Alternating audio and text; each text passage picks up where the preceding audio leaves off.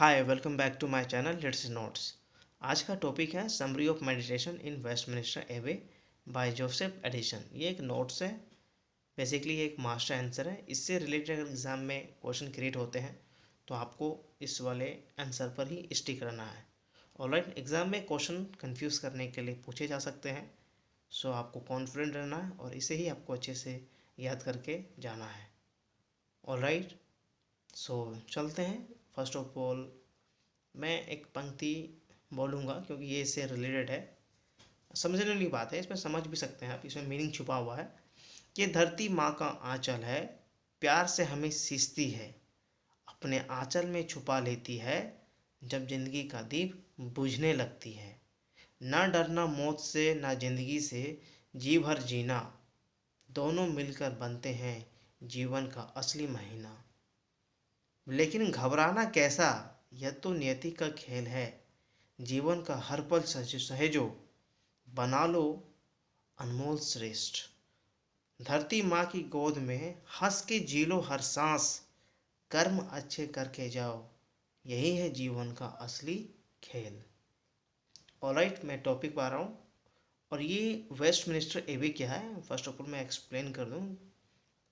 ये एक में एक बेसिकली एक लंदन में ये ऐतिहासिक चर्च है, जो कि इंग्लैंड के राज अभिषेक और कई प्रमुख हस्तियां जो ब्रिटिश जो है ब्रिटिश हस्तियों के कब्रगृह हैं।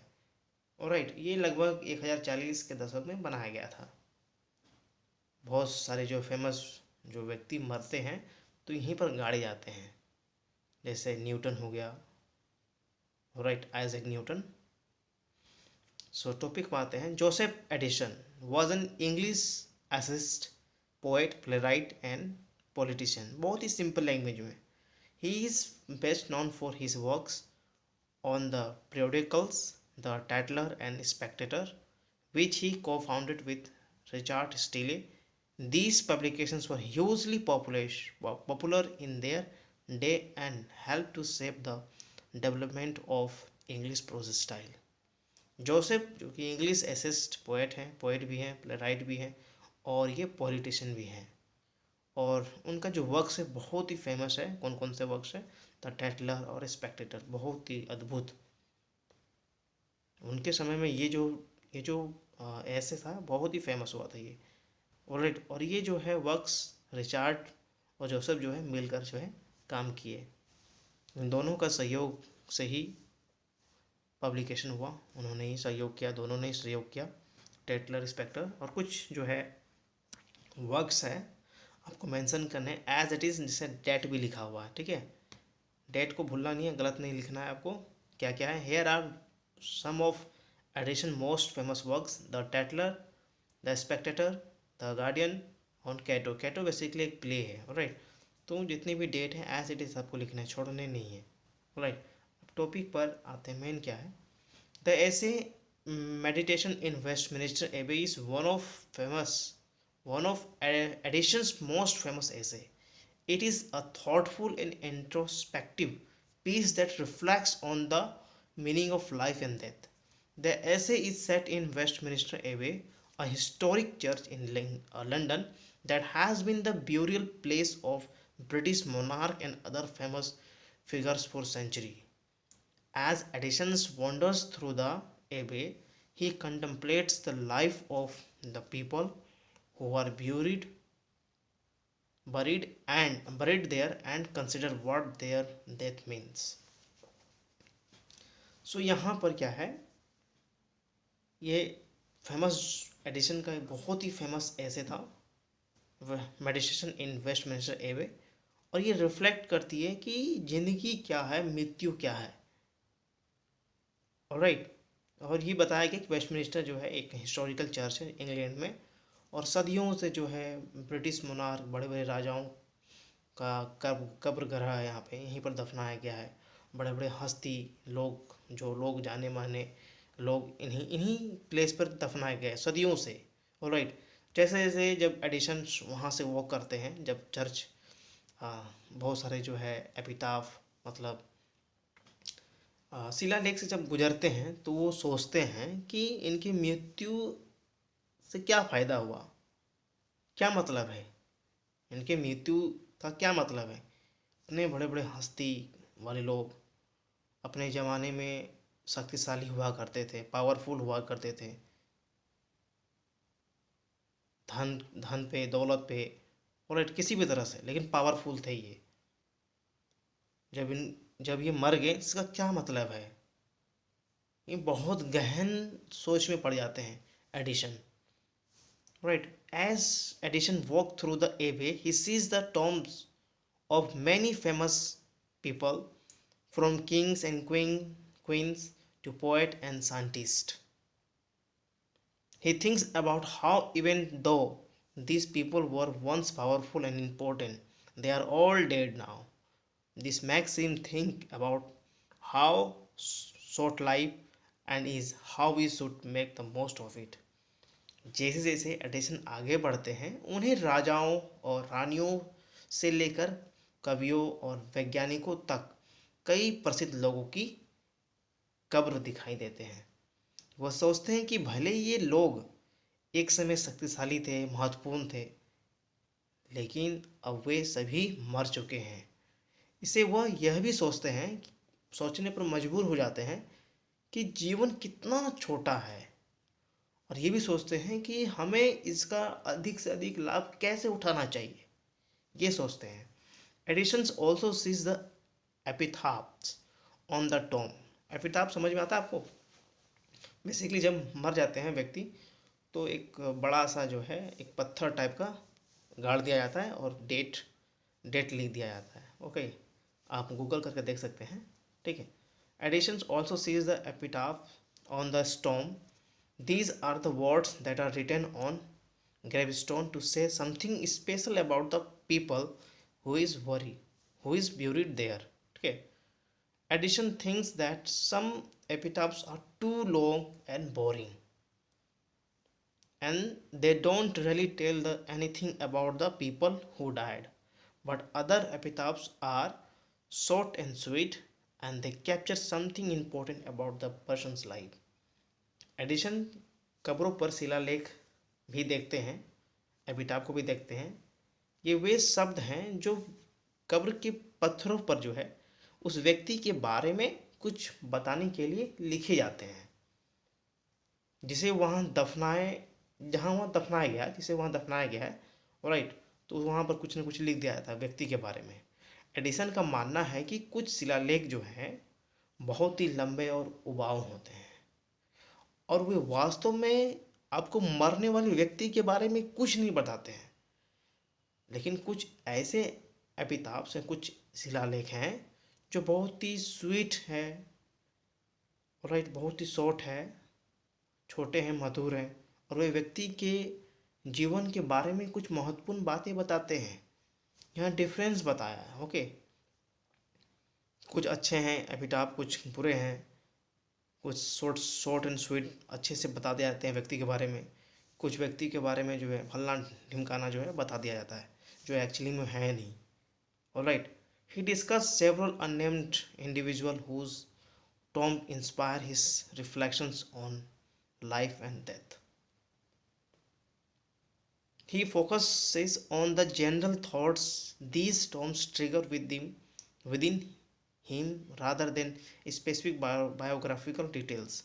However, we can still draw connections to specific figures buried in the abbey based on addition themes.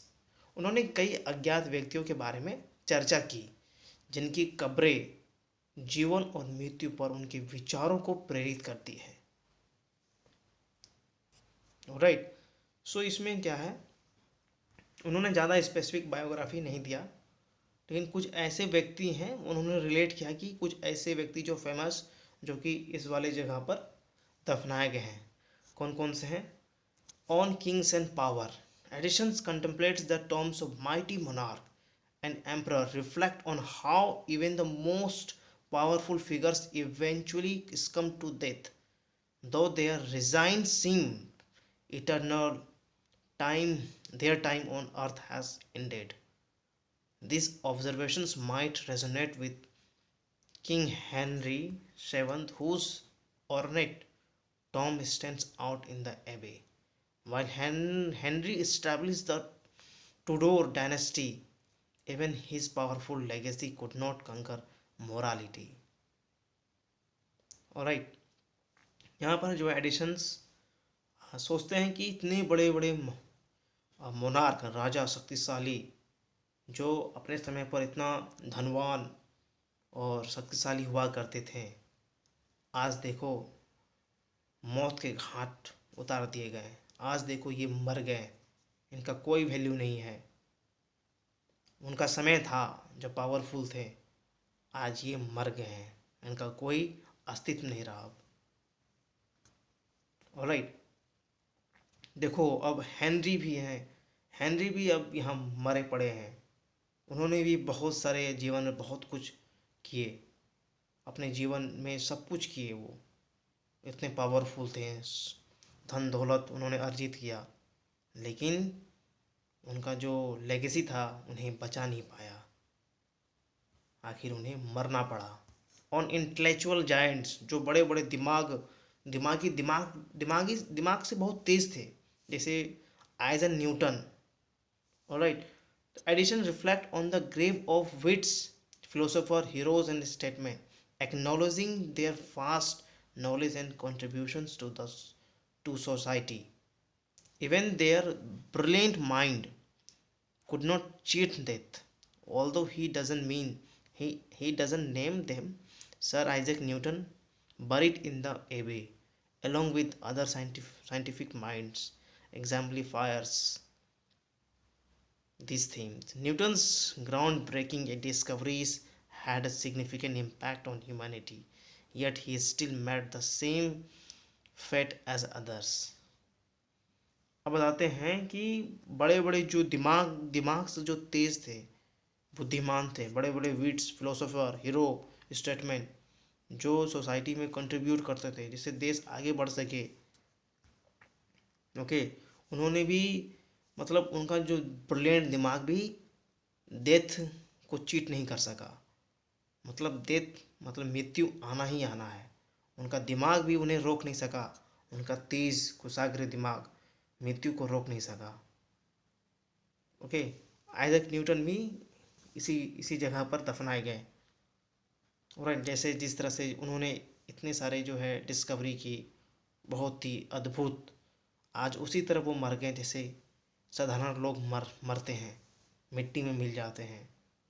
Alright, उनका डिस्कवरी लोगों पर क्या इम्पेक्ट पड़ा, क्या देश पर इम्पेक्ट पड़ा, बहुत ही गजब था। लेकिन आज वो मर गए जैसे दूसरे लोग मरते हैं, साधारण।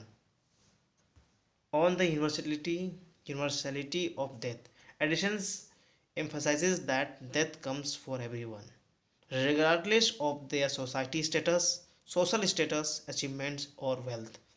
Whether kings, scholars, or ordinary people, their final resting place lies within the Abbey walls. These themes resonate with the diverse collection of individuals buried there, including royalty, poets, artists, and ordinary citizens. Edison ये emphasise करते हैं कि हर व्यक्ति को मौत आनी है, चाहे वो सोशल स्टेटस में बड़ा क्यों ना हो, अचीवमेंट उन्होंने क्यों ना प्राप्त कर लिया हो, धन दौलत क्यों ना हो, चाहे वो राजा हो, चाहे विद्वान हो या सामान्य व्यक्ति हो, सबको मरना ही है। एबी वॉल्स में सबको वहीं दफना है, ठीक है।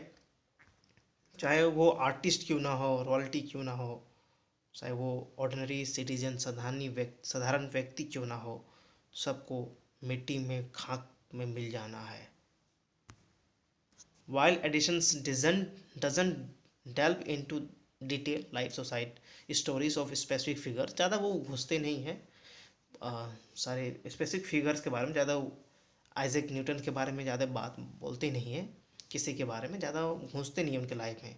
His reflections on the tomb undoubtedly draw inspirations from the Abbey's rich history and remarkable individual interred within. He uses the presence to contemplate the transience of life and the common thread of morality that binds everyone, regardless of their earthly accomplishment.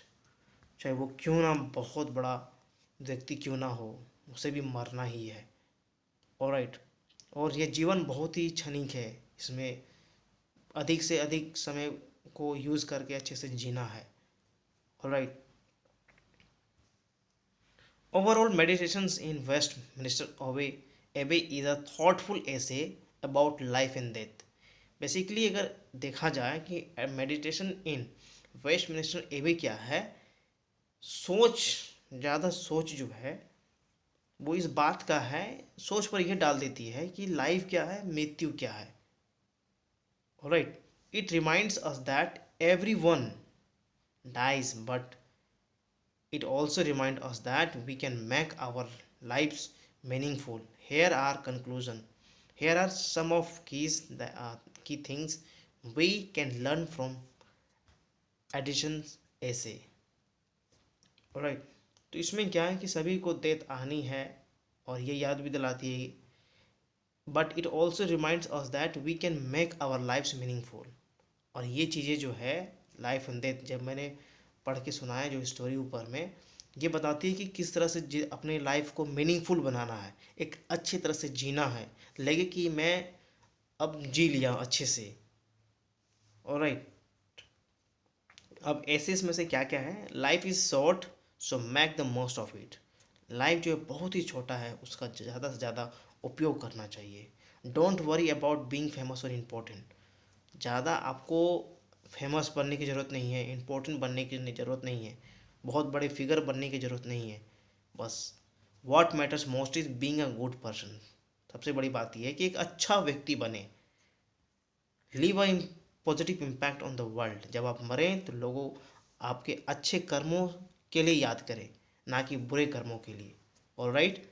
Conclusion इसमें लिखना है, meditation in Westminster Abbey is a powerful and moving essay that has resonate with readers for centuries.